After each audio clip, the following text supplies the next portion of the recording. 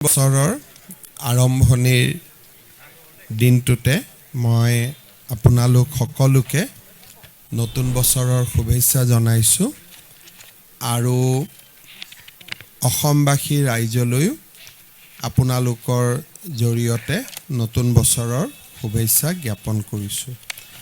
প্ৰথমতে আপোনালোকক মই এটা ভাল খবৰ দি আজিৰ মই সাংবাদিক মেল বা সংবাদ মাধ্যমৰ আগত আমাৰ বক্তব্য ৰাখিব খুজিছোঁ যে আমাৰ ৰাজ্যত এটা স্কিম আছে যাৰ দ্বাৰা আমি ছোৱালীসকলক শিক্ষাৰ বাবে আগ্ৰহী কৰোঁ। সেইটো হ'ল নিযুত মইনা আঁচনি। নিযুত মইনা আঁচনিৰ জৰিয়তে আমি অসমৰ বহু ছাত্ৰ ছাত্ৰীক আজি আমি মান্থলি স্কলাৰশ্বিপ দি যাব পাৰিছোঁ আৰু পোষ্ট গ্ৰেজুৱেটত 2500 টকা, গ্ৰেজুৱেটত 1250 টকা আৰু হাই ছেকেণ্ডেৰীত আমি 1000 টকাকৈ ছোৱালীসকলক আগবঢ়াম। যেতিয়া ছোৱালীসকলক আমি আগবঢ়োৱাৰ নিশ্চিত উদ্দেশ্য আছিল যে আমি বাল্য বিবাহ প্ৰতিৰোধ কৰিব খোজোঁ। কিন্তু যোৱা কেইটামান দিনত ৰাজ্যত আমাৰ ছাত্ৰসকলে অলমষ্ট এটা নীৰৱ আন্দোলন কৰিছে যে তেওঁলোককো বাবু আঁচনি এটা লাগে।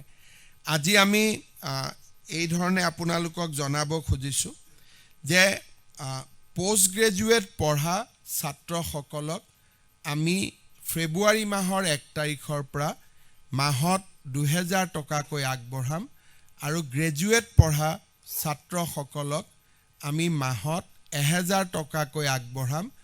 প্ৰথম বৰ্ষৰ পৰা এই বছৰ আমি TDC আৰু PG ফাৰ্ষ্ট ইয়াৰৰ ষ্টুডেণ্টবিলাকক বা ষ্টুডেণ্টসকলক এই আঁচনিত আমি সামৰি ল'ম। এই আঁচনিখন সকলোৰে বাবে মুকলি নহ'ব। যাৰ পিতৃ মাতৃৰ উপাৰ্জন 4 লাখ টকালৈকে আছে তেওঁলোকৰ বাবে এই আঁচনিখন দিয়া হ'ব। বিল' 4 লাখ চৰকাৰী চাকৰিয়াল আদি এই আঁচনিৰ পৰা বাদ পৰিব। ছোৱালীসকলৰ ক্ষেত্ৰত আমি সকলোকে দিছোঁ। বাবু আঁচনিত আমি 4 লাখ টকা উপাৰ্জনলৈকে আমি এই আঁচনিৰ সহায় আগবঢ়াম। আমাৰ ৰাজ্যত আমি আমাৰ জ্যেষ্ঠ নাগৰিকসকলক আমি 250 টকাকৈ বৃদ্ধ পেঞ্চন দিওঁ। জানুৱাৰী মাহৰ পৰা আমি তেওঁলোকক 400 টকাকৈ বৃদ্ধ পেঞ্চন দিয়াৰ সিদ্ধান্ত লৈছোঁ। আগতে আমি বৰ্তমান 250 টকা দি আছোঁ। আমি তেওঁলোকৰ বৃদ্ধ পেঞ্চন বা জ্যেষ্ঠ লোকৰ সন্মান ৰাখি আমি 400 টকালৈকে বৃদ্ধি কৰিম। শেষত মই অসমৰ মহিলাসকলৰ বাবে এটা খবৰ দিব বিচাৰিছোঁ। নিৰ্বাচনৰ সময়ছোৱাত অৰুণোদয় আঁচনি প্ৰদান কৰা সদায় এটা বিতৰ্কিত বিষয় হৈ থাকে। সেইকাৰণে কেতিয়াবা বিৰোধী পক্ষেও আপত্তি কৰে যে ইলেকশ্যন চলি থাকোঁতে কিয় অৰুণোদয় দিলে। আমি যাতে বিতৰ্কৰ ঊৰ্ধত থাকিব পাৰোঁ, ফেব্ৰুৱাৰী মাহৰ 20 তাৰিখে অসমৰ প্ৰতিগৰাকী অৰুণোদয় হিতাধিকাৰীক বিহুৰ উপহাৰ হিচাপে আমি আগতীয়াকৈ 8000 টকা দিম। তাৰমানে প্ৰতিগৰাকী আই মাতৃ যিসকলে অৰুণোদয় আঁচনি পাই আছে দে উইল গেট জানুৱাৰীত আমি তেওঁলোকক নিদিওঁ একো। ফেব্ৰুৱাৰী মাহত একেলগে ফেব্ৰুৱাৰী মাহৰ 20 তাৰিখে একেলগে আগতীয়াকৈ বহাগ বিহুৰ উপহাৰ হিচাপে তেওঁলোকক আমি 8000 টকা তেওঁলোকৰ বেংক একাউণ্টলৈকে হস্তান্তৰ কৰিম। তেতিয়া আৰু বিহুলৈকে তেওঁলোকে সুন্দৰভাৱে তেওঁলোকৰ বিহু পালন কৰিব পাৰিব। মই আপোনালোকৰ জৰিয়তে অসমৰ আই মাতৃসকললৈকে এই সুন্দৰ উপহাৰটো ঘোষণা কৰিব খুজিছোঁ। আমাৰ ৰাজ্যত চেনি, দালি আৰু নিমখ আমি 117 টকাত 1 কেজিকৈ 3 কেজি সামগ্ৰী দি আছিলোঁ। আজিৰ পৰা ৰেচনৰ দোকানত 70 লাখ ৰেচন কাৰ্ড হোল্ডাৰে এই আঁচনি 100 টকাত লাভ কৰিব।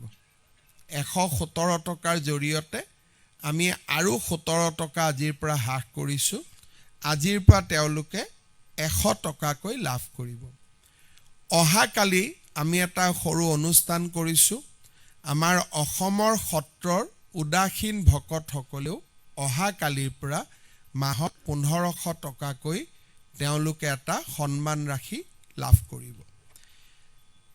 মই আপোনালোকৰ জৰিয়তে আপোনালোকক মই যথেষ্টখিনি সুখবৰ দিলোঁ, কিন্তু ইমানবোৰ খবৰৰ মাজতো 2025 চনটো নিশ্চিতভাৱে জাতিৰ বাবে এটা দুৰ্ভাগ্যৰ বছৰ হিচাপে ৰৈ যাব।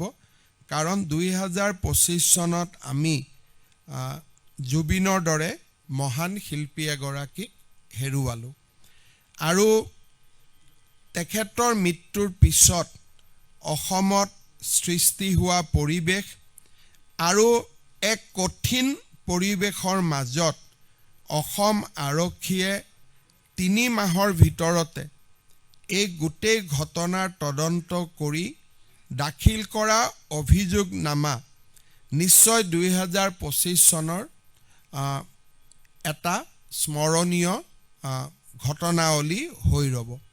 ৰাইজৰ আবেগ আৰু ৰাইজৰ মৰমক সন্মান জনাই ৰাজ্য চৰকাৰে আমি এই গোটেই ঘটনাটোৰ যাতে ন্যায় বাস্তৱসংগত হ'ব পাৰে, লিমিটেড টাইমৰ ভিতৰত ন্যায় হ'ব পাৰে, সেইকাৰণে ৰাজ্য চৰকাৰে ইতিমধ্যে অহা 12 জানুৱাৰীৰ পৰা স্পেচিয়েল পাব্লিক প্ৰচিকিউটৰ এই গোটেই ঘটনাটোক যাতে ন্যায়ালয়ত আমি প্ৰতিষ্ঠা কৰিব পাৰোঁ, তাৰ বাবে স্পেচিয়েল পাব্লিক প্ৰচিকিউটৰ নিয়োগৰ বাবে সিদ্ধান্ত লৈছে। আপোনালোকক আমি গুৱাহাটীৰ 3-4জন জ্যেষ্ঠ ক্ৰিমিনেল এডভোকেটৰ লগত আমি কথা পাতি আছোঁ। 5 বা 6 তাৰিখৰ ভিতৰত আমি স্পেচিয়েল পাব্লিক প্ৰচিকিউটৰজনৰ নামো আমি ঘোষণা কৰিব পাৰিম। আৰু স্পেচিয়েল পাব্লিক প্ৰচিকিউটৰ এপইণ্টমেণ্ট হৈ যোৱাৰ লগে লগে আৰু ডকুমেণ্টছ এক্সচেঞ্জৰ পৰ্যায়টো পাৰ হৈ যোৱাৰ লগে লগে আমি গুৱাহাটী উচ্চ ন্যায়ালয়ৰ মুখ্য ন্যায়াধীশ ডাঙৰীয়াক এখন স্পেচিয়েল কোৰ্টৰ বাবে, যোনে নেকি অকল এই গোচৰটোৰে বিচাৰ কৰিব, তাৰ বাবেও আমি